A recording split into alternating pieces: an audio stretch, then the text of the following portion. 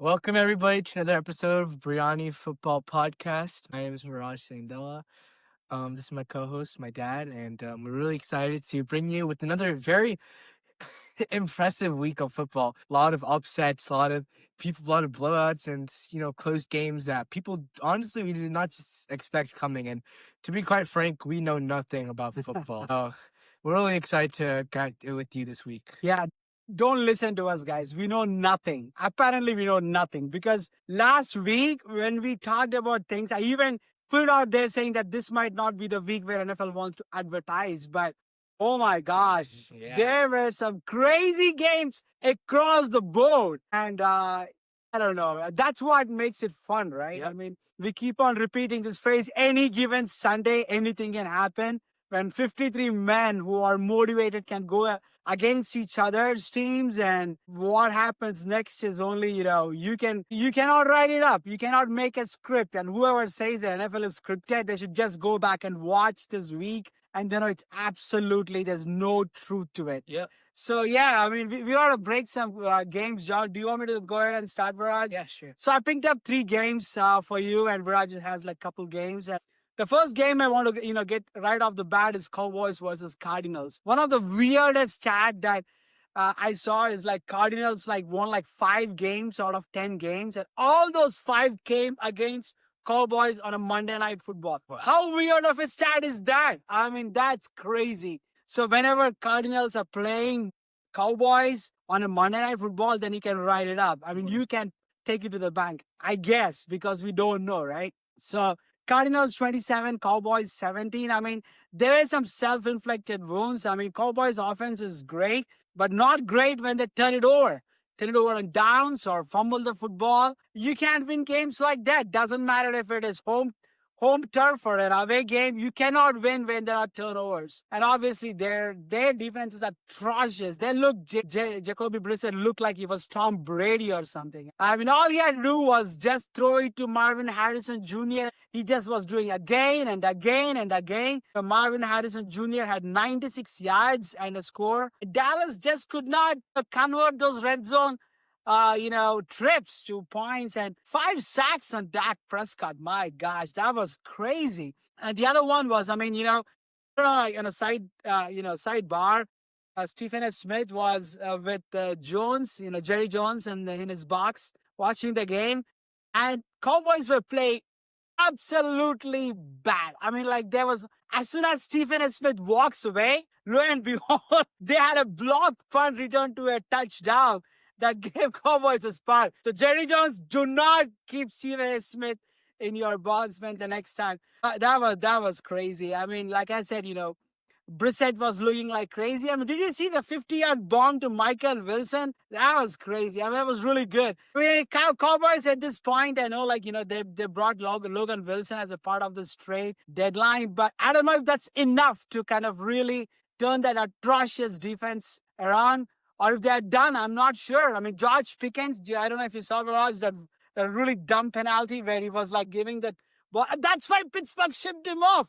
Great talent, absolutely zero common sense. No common sense whatsoever. Yeah. It cost his team, who knew what would have happened? I mean, they have a really good cast, CeeDee Lamb, Pickens, and they have a really good running back now and all that. But unless they turn that defense around, and it's not going to count. And Eagles are just running away with the division at this point. Yeah. The Commanders are cooked.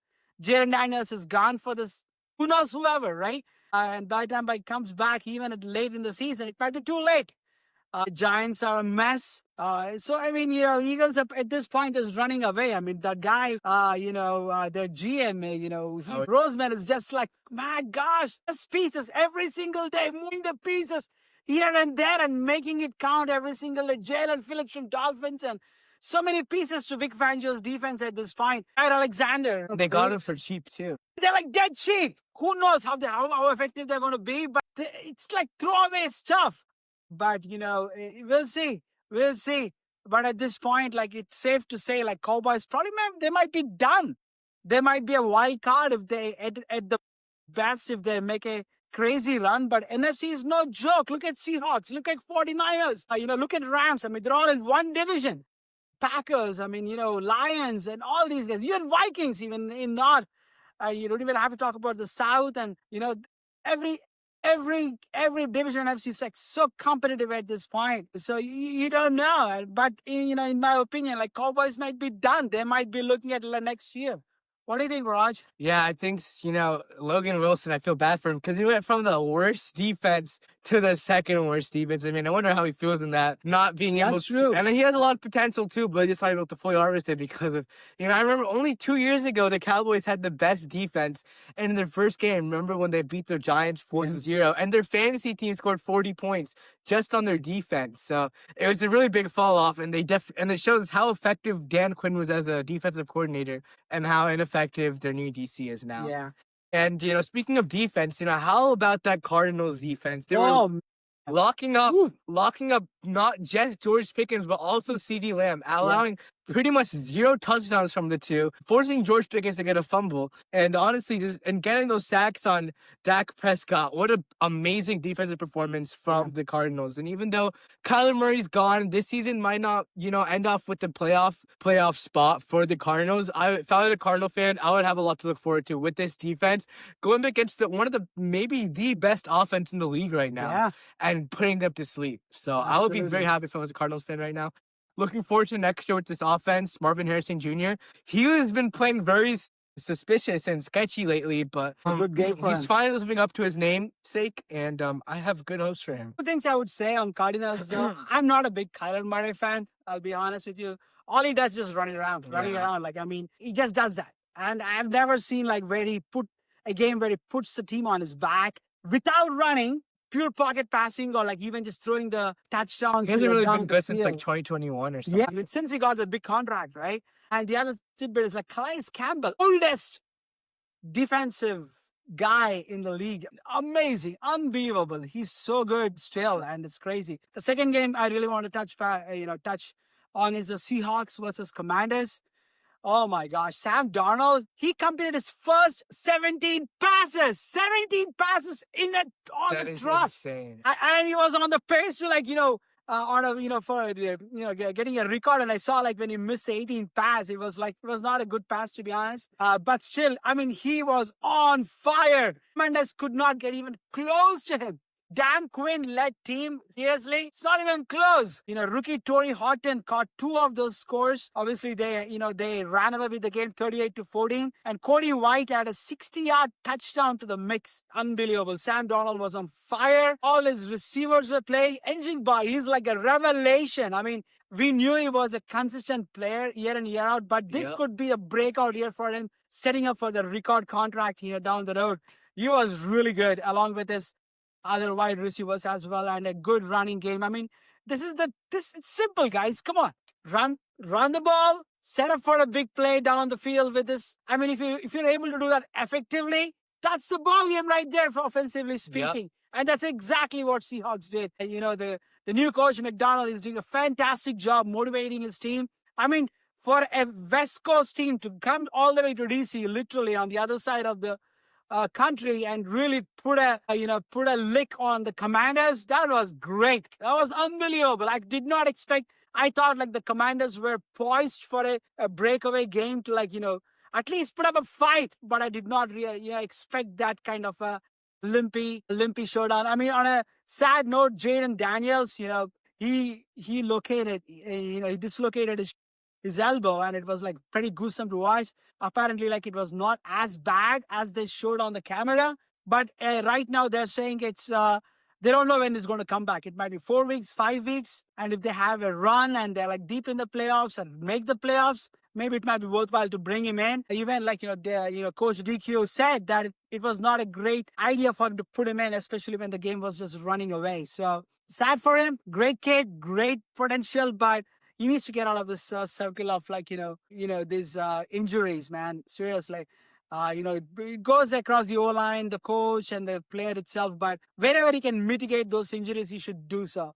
But great game for Seahawks. 2 touchdowns in 11 seconds. My gosh, Darnold is on fire. Maybe he's legit. Maybe he's Jets got all wrong when they shipped him out. I don't know. But it's crazy. All these players, going away and from Jets, going away and really building, from Giants, when you see that, Daniel Jones and some of his players, it's crazy. Do you think it's the scheme, or do you think the coaching, or Well, what do you think it is? Well, speaking of Daniel Jones, it's funny because what do Daniel Jones and Sam Darnold have in common? Both play for New Jersey teams, I guess. No, because last year they were both under Kevin O'Connell. Oh yes, KOC. Kevin O'Connell, he's like a quarterback whisperer. Woo! Great point, bro. All these quarterbacks who go under his system suddenly like magically become like amazing players. That's I don't true. know like what Kevin O'Connell whispers to them in their ears. Except for Vince, I guess. Yeah, maybe like he told like Sam Darnold that there are no ghosts or something like that. Yeah. But yeah, Sam Darnold, last year I was thinking like, oh, he's just a system quarterback because he has Justin Jefferson and that amazing offense. But no, this year he is playing amazing with the Seahawks team that is a bit lackluster.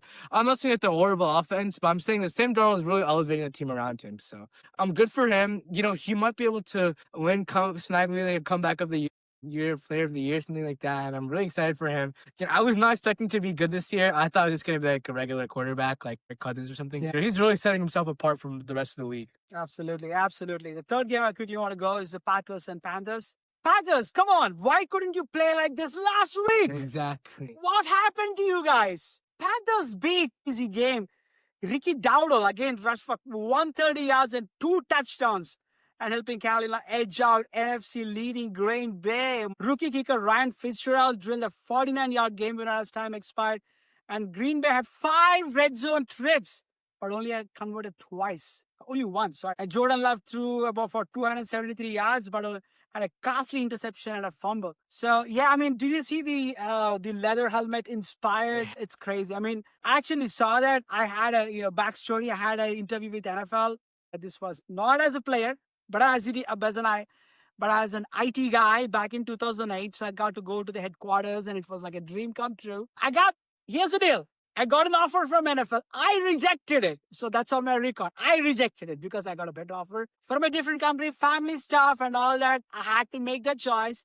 If I do that over again, maybe in the next 5-10 years, I might reconsider it. But I declined an NFL offer. But when I was in the headquarters, I saw these leather helmets. Oh my gosh, they looked so cool. So to kind of replicate with like the helmets with the leather color on, that was really cool. As almost like a throwback helmets. But Packers, I don't know what happened. I don't know why he couldn't play like this last week, where Steelers could have won a game and Rodgers could have had a record where he beat all 31 teams, or 32 teams actually. But lo and behold, Panthers, they're on a roll, I guess. Who is the clear winner in NFC South now? The Falcons are back. Oh, Tampa Bay. Yes, right? Tampa Bay is probably... Yeah. But, Panthers aren't going to put up... I think Panthers are putting up a good fight. Obviously they're not, like, close to the Bucks. But I think they're within, like, 1 or 2 games with the Bucks. And that Jordan Love interception was just horrible. It was a horrible throw. And I'm very disappointed in him when he threw that ball. It was not a good throw at all. But, watching Bryce Young, I can't tell if he's a good quarterback at all. Like, some games... Yeah. Some games he plays well. This game, it was more like the run game. Rico Dowdle was on fire that game. But some games, Bryce Young can play so impressive. And other games, like, what is you doing? What are you doing? So, yeah, but You like the coach? Yeah, I think Dave Canales, he's an inspiring guy. Speaking of Tampa Bay. Buccaneers, yeah. Speaking of Buccaneers, he comes from Tampa Bay. So, but I think like Liam Cohen also from Tampa Bay, Jags guy. So nice coaching factory, Tampa Bay. Looks like what's the Bucks coach again? Liam Cohen, Todd Bowles. Todd Bowles. Yeah, looks like people don't people take him for granted with how he's really good of a coach he is. He's really good. Again, from Jets shipped him. I don't know what's going on in New Jersey anymore. All right, Viraj, what games do you have for us? Yeah, speaking of the Colts, how about those crazy upset by the Steelers where they not only they had 6 turnovers, but they only won by 7 points, which is a little bit disappointing. So 1, 2, 3. Yeah, what about that Colts game? That was a crazy game. I was so surprised. Not by the fact that the Steelers were blowing them out, but then also they're barely able to win. They barely came away with that win. They're one onside kick away from losing. So I was a bit disappointed there. I mean, the Steelers are the only team that can make 6 turnovers look not impressive. So I was very disappointed in that sense. But other than that, their defense, maybe when those players saw that they're having a funeral for them outside the stadium, they realized that they gotta get their act together. Aaron Rodgers said it himself. Their offense needs to be more efficient. I mean, the fact that they're only won by 7 points with 6 turnovers, not enough points. Aaron Rodgers himself, he admitted that there were some throws that he and his receivers were not on cue. That throw to Kenneth Gainwell that should have been an easy first down. He missed it, and it gave them pretty much essentially giving the ball back to the Colts and almost getting the comebacks. And after the Colts, I wouldn't count them out just yet.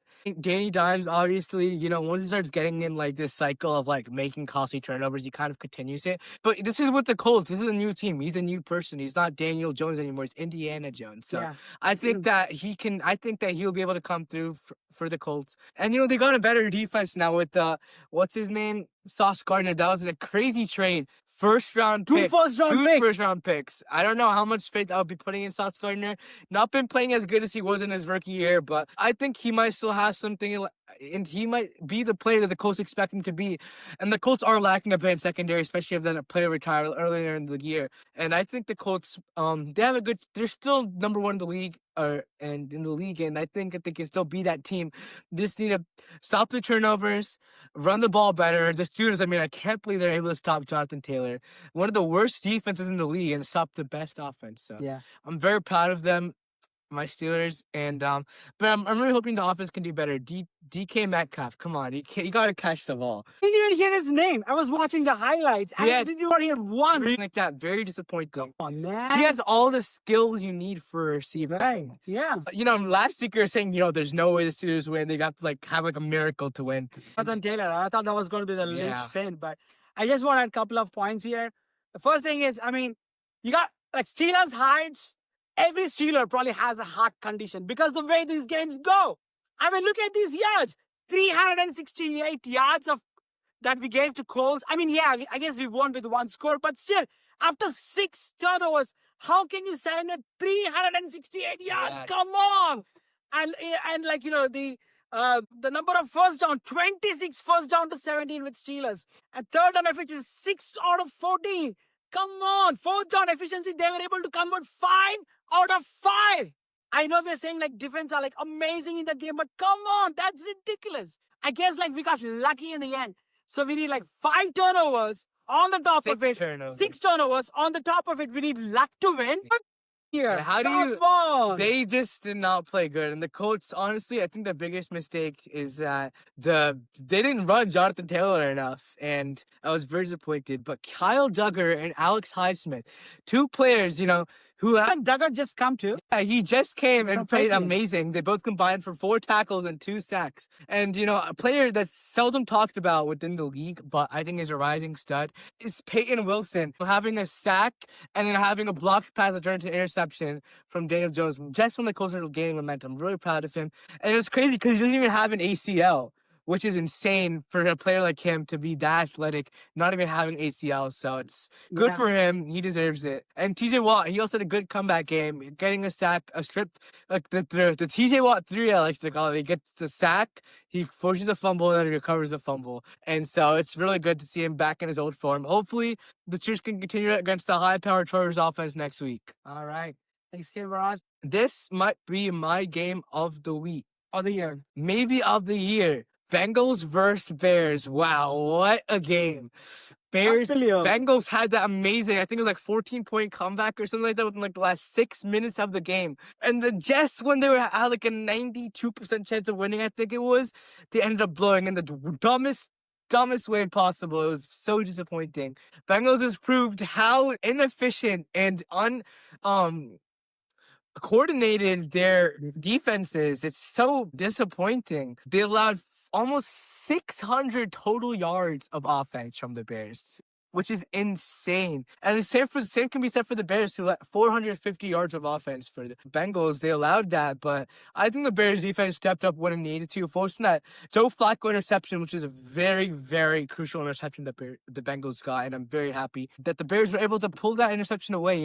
As a Steelers fan, the Bengals were right about to catch up to us, and then they lost those 2 games to the Jets and then to the Bears, which also makes you think, how did the Steelers lose to them? Exactly. Yeah, the Bears are, I mean, I'm very surprised. And Colston Loveland, man, what a career game for him. You know, he was been pretty disappointing as a receiver up until this point, especially considering he's a first-round tight end on top of that. But, you know, this game, he really stepped up. He really stepped up this game, and I'm really proud of the way he played. And what's it called? The Amarendra, or however you pronounce his last name. He was a stud this game, running for over 200 yards. That is insane. What a great rookie story. And I think that he really has potential in this league, and I'm really excited. That last play, man, where Colston Loveland got that touchdown, it was probably like the dumbest play I've ever seen. Five or more players were right next to him, and then they all just like crashed into each other and let Colston Loveland run away scot-free. Such a disappointing game for the Bengals. If I was a Bengals fan, I'll be tearing my hair out. How do you give that touchdown up? I mean, even if they didn't, they still would have got the field goal and won. But I mean, that's probably even worse way to win. All you have to do is just stop the ball. I mean, Jamar Chase and Chase Brown and were just pissed off, man. They were so disappointed. They're like saying, just stop the ball. Just don't let them get any more yards. Just 17 seconds. I actually saw I don't know if you saw this or not, but there was a spectator audience in the audience. He actually had like a big poster where he repeated like 10 times, stop the, no, what do you say? Tackle. Learn how to tackle. Learn how to tackle. Something like that. And then, it's crazy. And their things came true. It was so disappointing. I would be bawling my eyes out right now if I was a Bengals fan. Joe Flacco. I was thinking, why did we not sign up Joe Flacco? I mean, he played for the Browns. He played for the Ravens. He played for the Bengals. Why not Steelers? Come on, man. I mean, I don't think he has any like low energy in his arm area. I mean, 70 yards, 4 touchdowns. Oh my gosh, that's crazy. Yeah. But those interceptions, it really cost the game. It was really costly. And I think like a bonus game, I want to quickly. Do I have anything else you want to add, Viraj? A quick bonus thing that I want to add is the Bills and Chiefs. You know what it reminded me? Growing up in India, there used to be like blockbuster movies where like 2 like macho guys used to go against each other. And that was the title of the movie, like Bahubali or whatever it is, like big guys going against each other, and the audience know it's going to be a firecracker. That's exactly what we are watching. Bills and Chiefs, Josh Allen, Patrick Mahomes, star-studded game, man. Goodness me, that was unbelievable. Going against each other, and you do not know until the last second, until the whistle is blown, what will happen. That's exactly how the game went. Patrick Mahomes having the ball and heaving the ball towards the end zone, which could have won the game for them. Unbelievable game. Josh Allen, superstar. The defense is gelling very well. Despite of the Hoyt guy who was out, they were still playing at a high level. Unbelievable game. The only thing, a quick stat I will throw at you, Viraj, is Bills owned Chiefs in all regular seasons. Did you know that? In 5 straight years. And guess what? Chiefs owned Bills in every single postseason. When it really counted. So hopefully the Bills won't have to play the Chiefs this year. Or if they do, they have to break the record. Correct. If they want to go deep, they have to break the record. But unbelievable game. Josh Allen, take a bow. What a game it was. Shakir had an unbelievable game. Everyone. There were so many doubts about the Bills. They lost to so many dumb opponents this year. And now they really came back. And we are the team that everyone says we are at the beginning of the year. And we are that good team. And for the Chiefs, I'm not sad. The Chiefs had a rough start. And they're really getting back in rhythm, They always have these slow starts. Right. And they're trying to get the rhythm on and they win a Super Bowl somehow. So I'm not down on the Chiefs. I'm only down on the Chiefs until they lose a playoff game or get eliminated from the playoffs. But there's so many superstars. The Hollywood Brown, Rashid Rice, Pacheco, who's the other running back that they have who's like the Kareem Hunt, all these guys. And like somehow Travis Kelce, like Travis Kelce, I didn't even say his name. He's a grandpa. He still somehow managed to get open in the touch end zone. He's always open. He's like 7-11. He's always open. It's crazy. It's crazy. But what a game it was. Star-studded game. Unbelievable. Just like that movie, Bahubali. Going at stars going against each other and fireworks. Unbelievable game. So, yeah, I mean, we also had trades this week. Crazy trades all over the place.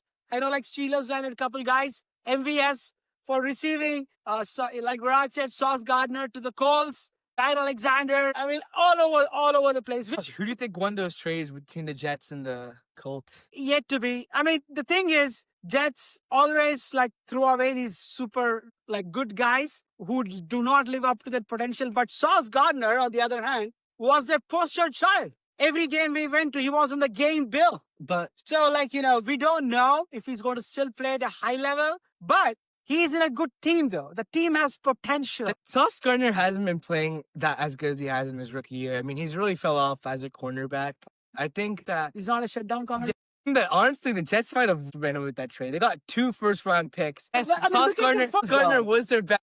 their best. I guess the Colts aren't gonna have, but a first-round pick, 2 first-round picks is better than 1 first round. Yeah, but look at the first rounders. Yeah. Who are there? I mean, Sam Darnold gone. So many of these first rounders are gone though. Actually, figure out how to draft properly. They have I think 2 first-round picks this year, 2 second-round picks, and then a couple first-round picks the year after. So I wonder what it's going to be like for the Jets. I'm really excited for them. Yeah, we'll see. But Viraj, I think we should do a mid-season power ranking across offense, defense, and also the teams as well. So that might be coming this week. We have to just find some time. Up to short it might be, but we're going to do that.